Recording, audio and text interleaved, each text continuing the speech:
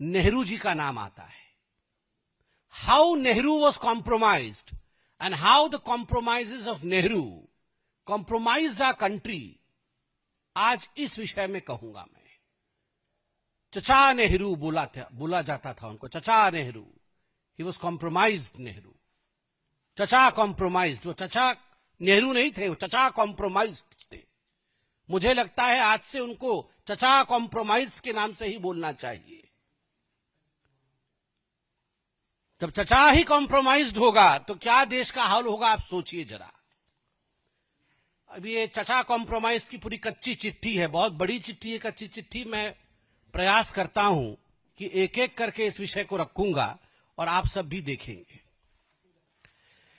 और ये चचा कॉम्प्रोमाइज की जो गलतियां थी, ये कोई नीतिगत गलतियां अनइंटेंशनली उनसे हो गई थी, ऐसा नहीं है।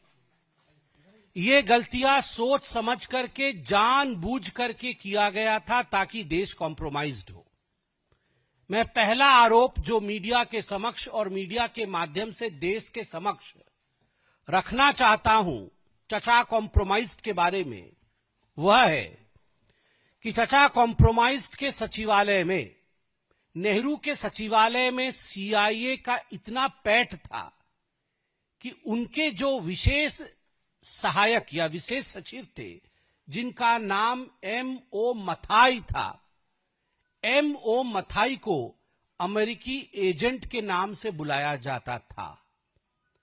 और 60 के दशक में, 1960 के दशक में केजीबी, जो रशिया की एजेंसी है, केजीबी के एजेंसीज के एजेंट भी चचा कॉम्प्रोमाइज्ड के ऑफिस में मौजूद थे।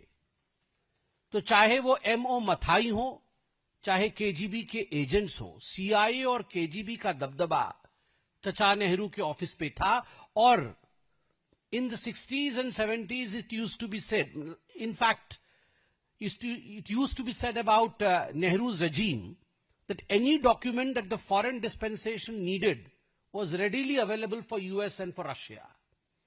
That was the situation, grim situation I would say, and that was the compromise that Nehru did with the security of this country.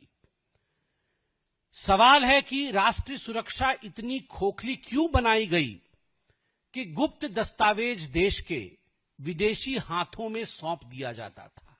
गर्मियों की छुट्टी होने वाली थी, मेरे पापा आने वाले थे, तो हम लोग सभी खुश थे। तो मैं एक बेड पे चढ़ के डांस कर रहा था, लेकिन वो पहले ही आ गए।